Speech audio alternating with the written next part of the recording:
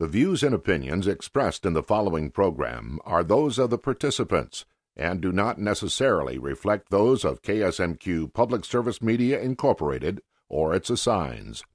Hello and welcome to On Cue. I'm your host, Eric Olson. On today's program, we get the inside story on a Harvard education.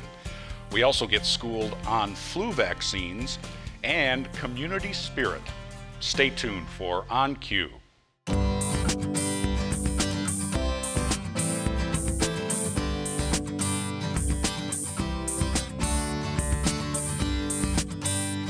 From KSMQ Television in Austin, this is On Cue, connecting interesting issues and interesting people.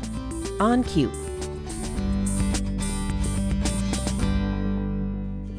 Getting into Harvard is no small feat, but a young man from Austin did just that.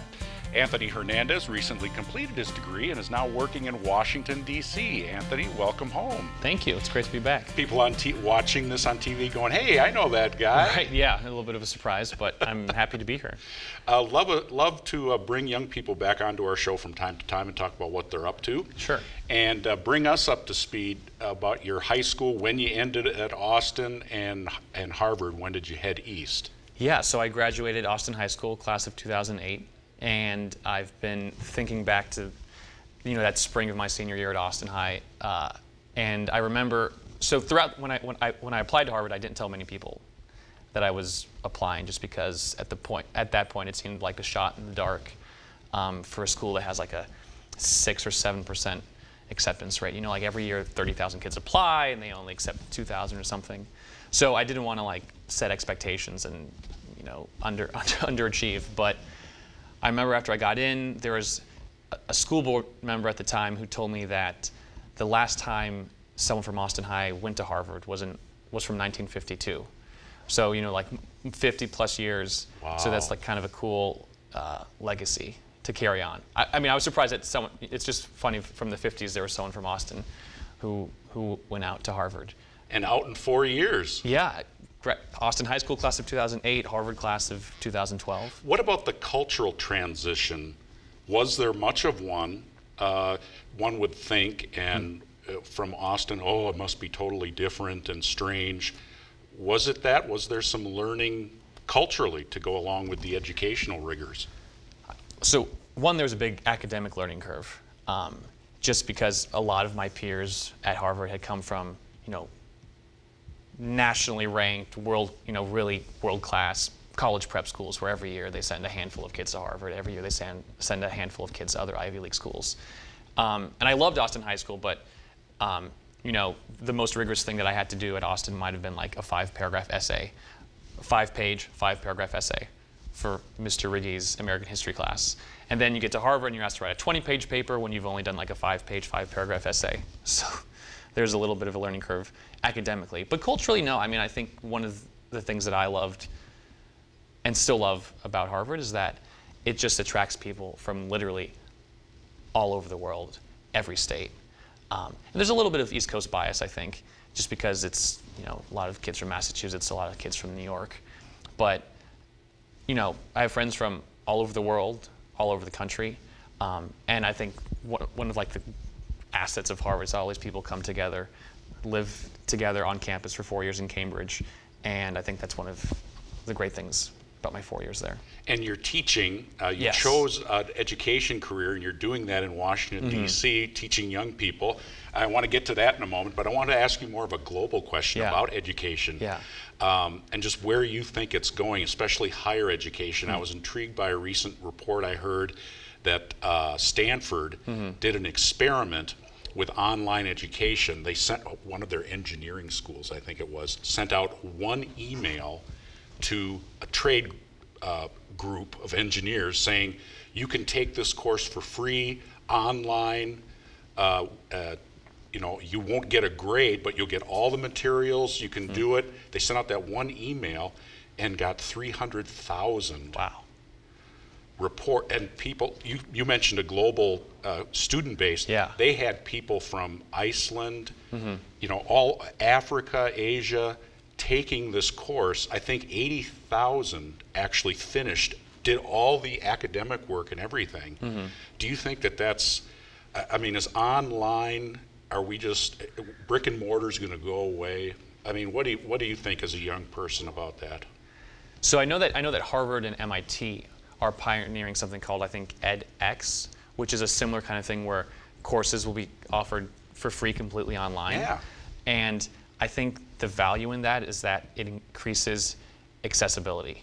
So anyone with a computer, which is now becoming, billions of, more and more people every year, if as long as you have access to the internet, you can have access to world-class education. I think there's a lot of truth in that, but at least personally, I don't think this idea of like a brick and mortar education is going anywhere. I think the value of living with different people, the value of meeting different people, working together on projects with people who come from different walks of life. That's like, if you really want to like make progress, you have to have those type of skills. And sitting at home or online for a 4-year education, I think misses out a lot of stuff like that. Well, that's what I mean, from my generation, I thought that's what my college experience was all about, was meeting, having to work in teams together and get along with everybody was huge. So I was interested for your perspective. Okay, so you're a young guy, you finished school, and did you choose this path to teach in a big in a city school in DC? How'd that come about? Yeah, so it was a years long process, and I think it's not atypical, because there's a lot of Harvard kids who go into programs like Teach for America. So there is a significant but yet small chunk of Harvard grads who go into teaching. But for me at least, I remember I was a sophomore, my sophomore fall, took a class in the politics of American education, and just loved it. Each week we were talking about something different, whether it was teachers unions or No Child Left Behind or charter schools. And for where I was at that moment, it just sparked this interest that made me really hungry to want to learn more. So sophomore spring comes around, there aren't any other undergraduate classes in education offered, so I cross-registered, which is one of the great things about Harvard. Undergrads can take a grad school class. I cross-registered in a graduate school of education course on charter school policy and charter school practice. And it was all grad schools, all of them had been teachers. It was a very hands-on course where we visited charter schools. We thought about if we were to create our own, what would it look like? And I really loved that, still in touch with the professor. And it was those two courses that led to a summer experience working at a KIPP charter school in North Minneapolis. And KIPP is a network of charter schools that I'm working with now in DC. And what school are you? Where are you in DC? So I'm teaching at KIPP Lead Academy. It's in the Shaw neighborhood of Washington, D.C. We are a founding school, which means it's the first year of our school's existence. So we're starting with 4 classrooms of first graders. And each year we're going to add, this year we're just first graders, next year will be first and second, then 1, 2, 3, and then first, second, third, and fourth. And you're teaching, you've got 27 first graders in your class. Graders. Is there a gender bias, if you will? Are many, you would think that many elementary school teachers are still women. Is that true, or is that false? No, I mean, I can tell you of the eight teachers, classroom teachers, I'm the only man. So that's so wonderful. It's definitely true. Yeah. For a good model, there's so few of males in all of the, I think, under the elementary grades. Right. That's something that's really missing. Definitely important. I mean, I think for first graders to have a male role model, a positive male role model in their life, regardless of what kind of family background they're coming from, I think is a really positive thing. And what advice, if any, would you share with young people maybe watching this program from Austin or elsewhere? Our viewing areas, Rochester and Winona and down to Mason City, Owatonna, pursuing an Ivy League education. Any advice or is there tips you can give? Oh, definitely. I mean, I think, so one, there are a small yet proud contingent of Minnesotans at Harvard. And so whenever I meet one, there's always this great bond that you would have. And I had a friend from Houston, which is also smaller than Austin in southeastern Minnesota, from Rochester. But I think, when I come back, friends, former teachers ask occasionally for college advice. And I think one, I don't think anyone should be intimidated from applying to a big name school. I think Harvard has, Harvard has one of the country's best financial aid programs, so any misconception about it being too expensive is definitely not true. And a misconception about Harvard potentially being like, snooty or preppy, I think by and large, the vast majority of my friends and the people I met don't follow that rule or that stereotype. But the advice I give is, regardless of name, you have to think, okay, do I want to be in a city like a Boston University? Or do I want to be in a small college town like St. Olaf? Or do I want a big student body like the U with 30,000, 40,000 undergraduates? Or do I want like a medium-sized one like Harvard, which only has 6,000 undergraduates? So lifestyle, I think, and that can really like narrow down. Okay. Do you want to be far from home, close to home? Stuff like that. Anthony's just such a pleasure. Are you going to be teaching first grade 5 years from now, you think? Or? Well, the program I'm doing is a 3-year commitment, so at least 3 years. And I can see myself, I love it so much right now. I always tell friends when I come back, I'm already looking forward to next year, which I think is a good sign for any job, and I can see myself doing it for definitely more than 3 years. Well, congratulations. Thank you. And welcome back to Austin. Thanks for sharing Absolutely. your experiences. Come back again. I will. I'd love to give you some updates. Anthony Hernandez, thanks for being here. No problem. And we'll be right back. More to come.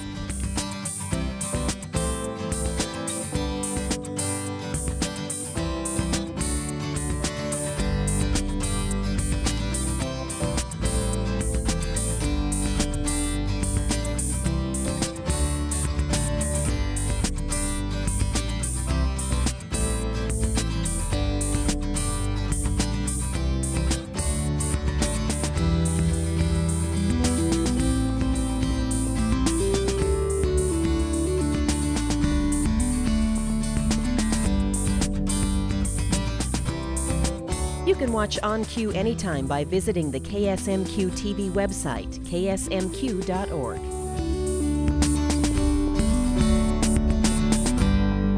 And welcome back to On Cue. Well, did you get your flu shot yet? I did a little survey of our wonderful staff, and I haven't received my flu shot yet. And most of the staff, in fact, everyone except our trusty producer, Stephanie, she did get her flu shot already. But it is not too late if you haven't received your flu shot yet, and we're going to talk about that a little bit with Lisa Kocer from Mower County Health and Human Services.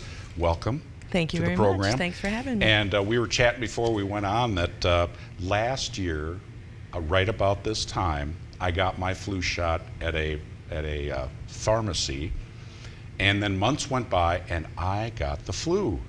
I mean, bad. I never had it like that before, so I went marching back to the pharmacies.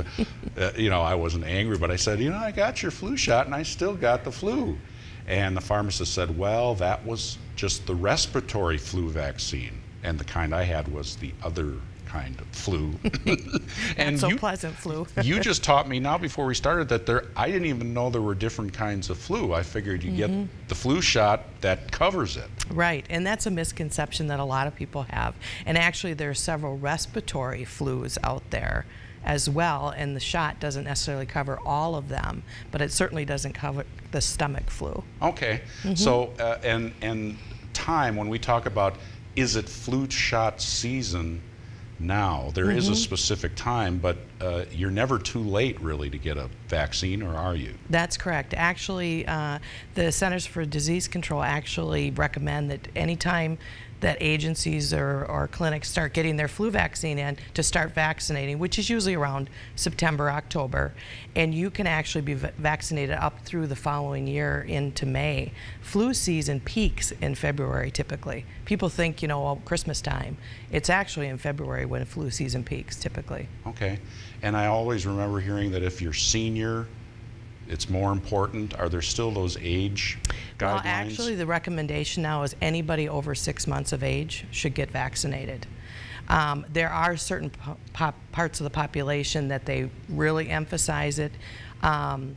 children under 6 months of age can't get vaccinated, so anybody caring for babies, it's very important for them to get vaccinated to protect the kids. Kids under 5 have lower immunity, and actually when they get the flu get sicker, so they recommend kids getting vaccinated. They also recommend pregnant women, as they are at high risk for flu complications while pregnant, and then those over 50 with like chronic health conditions and that, so on and so forth. That's kind of what people think is, well, it's for those that are 65 and over. That's who should get the flu vaccine. But really, there are different pockets that it's really important for. Okay, and year to year, I know that there's a kind of a game, or not game, but there are researchers. It's almost like you ever watch that show Storm Chasers, where they go out with video cameras and chase storms? Well, these scientist people are kind of chasing the latest flu vaccine every year, and it's kind of a race against the clock. That's correct. Yeah. To find the right vaccine. It is. It's a whole science behind it, and I don't begin to know all of that, but they do every year. They try to determine from things happening on the other side of the world what flu vaccine will be like the following fall. And the race is to get that determined and then to get the vaccine made in time for flu season. So is it some years it's not as bad, and then some years it's a really bad strain, or is it kind of progressive that in our culture as humans it just gets a little worse every year, the flu bug? Not necessarily. If it just kind of depends on the strain that's out there. And there, like I said earlier, there's many influenza strains out there circulating. Whether or not we've been exposed to it determines how severe it is. So if it's something we've never seen before, it's a new variant, like with H1N1 in 2009. That's why it spread so quickly, because none of us, our bodies didn't recognize that virus strain. So there are years where it's more mild. More people get vaccinated, there's adequate vaccine, so then you don't see the rapid spread. What are we looking at this year? This year, it's still up in the air as to whether the flu vaccine or flu virus has been in Minnesota. We've had a handful of cases. So it's starting, it's out there. And right now there's a match to what they're finding, but again, it's very early to tell. So it can change too from within a season? Oh yes, yes, and or the viruses that we see may not be covered by the vaccine that we're getting.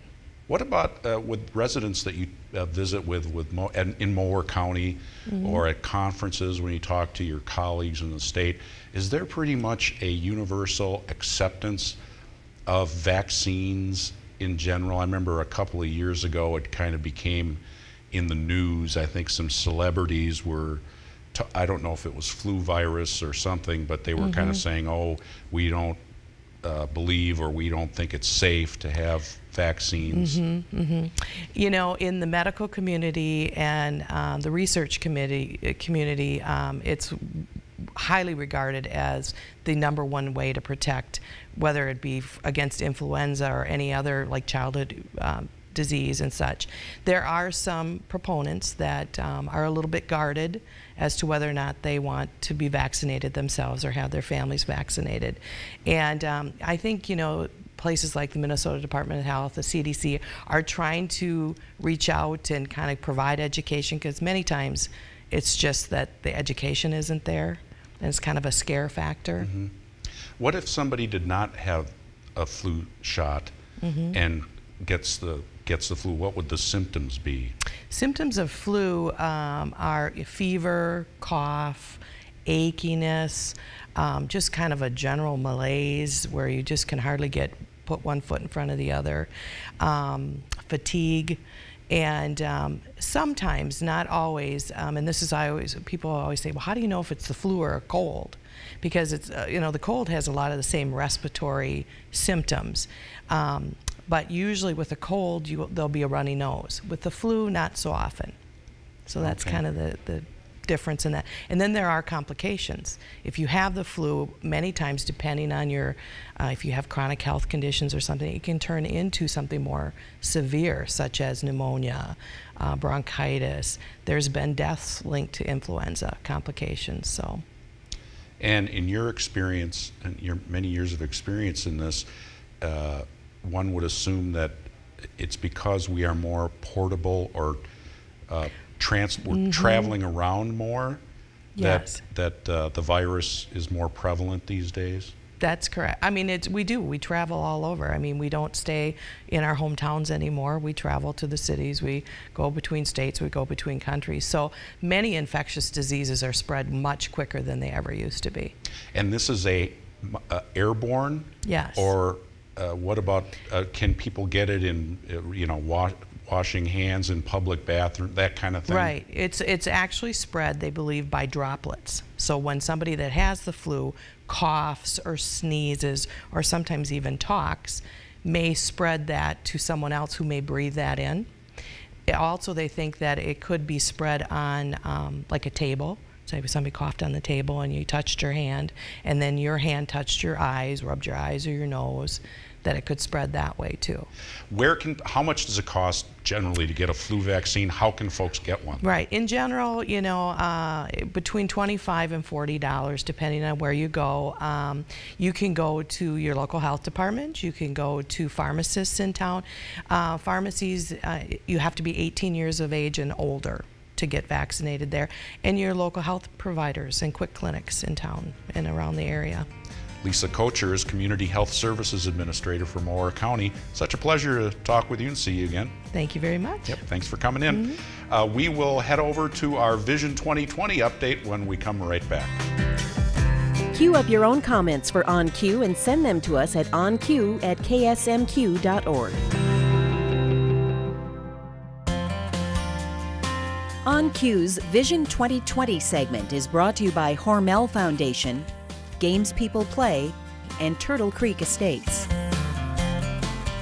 And welcome back to On Cue. I'm Eric Olson. Time now for our Vision 2020 update. Joining us now, Erin McClimon from Community Pride and Spirit. Hi. Hi, thanks for joining us. You're welcome. So what's been cooking with Community Pride and Spirit? You have a few projects designed to get people in Austin involved and talking to each other. Yeah, we've spent the summer trying to figure out what exactly does community pride and spirit mean, and we've kind of come up with 3 pillars that explain what it is. I think, and it all comes from the vision. One of them is to foster support and service, one is physical beautification, and one is mentorship. So those are the 3 areas that we're focusing on, and we're trying to collaborate between other groups that already exist to move those pillars forward. So that's very interesting that community spirit, from what it sounds like with these 3 ideas, and we have some pictures here, that's Day of Caring with United Way. I didn't immediately combine that with community pride and spirit, but that's really a good way to think about it, building from within just by getting together and talking and doing projects. Yeah, we have some great opportunities already in Austin that exist. We just need to make sure people know about them and they know how to get engaged in them. And the Day of Caring is one of them that we just did a couple weeks ago, where we helped support the United Way by working with some people who are unable to do some day-to-day things, house cleaning, cleaning out a garage, because they just weren't either physically able or whatever to do that on their own. So we got 2 teams of about 12 people total and helped out clean and fall clean and do things that they just couldn't do on their own. So that's part of the fostering. And how does that help community spirit? Just be the feeling good that the individual does, or the, spreading the word about that? It's feeling good about what the individual does, sharing it with other people, and making those people that we did it for feel good. So then they, hopefully the concept is pay it forward. You'll be able to, then that person will be able to help somebody else, and everyone starts helping each other and feeling good about the community as a whole. Great idea.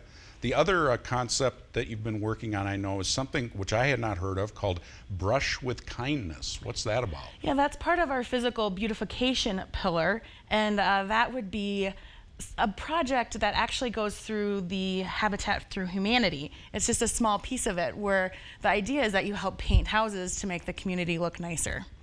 And our group has been able to do 3 different projects already through Cornerstone Church to help make the community look a little bit nicer by putting pavers down, painting a house, and those type of things. So it just makes the people who live at those places feel better, and once again spreads throughout the community. Huh. Wonderful. And then a third, I don't know if this is a pillar, but a mentoring program for special needs students you've also been working on. Yeah, mentorship was one of the things that was specific in our vision, and we have a member who is very passionate, Mary Brinka, who is leading up that area, and she has a special needs child, and she's working on coming up with a peer mentoring program for her daughter to pair up with other students so you can learn a little bit about each other and what each, provide a little empathy. It helps with the socialization that the special needs children need, and provides empathy for the students and the children who don't have it, to realize that it's okay that these kids are different, but they're okay and they're fun and good too. That's wonderful. And you're looking for, if anybody's interested, they can contact you, and you're looking for volunteers. Absolutely. I think now that we have some of those areas put together as these are what we are going to do, anytime anyone is interested in those or has another idea that they would think that would fit with the community pride and spirit, if they were to contact somebody on the committee, we could find a home for them for sure. Wonderful. Erin McClimon, thank you so much. Great. I feel better already about That's the the community. Okay. Thanks much, and that'll do it for us this time around. I'm Eric Olson. Have a great day. See you soon.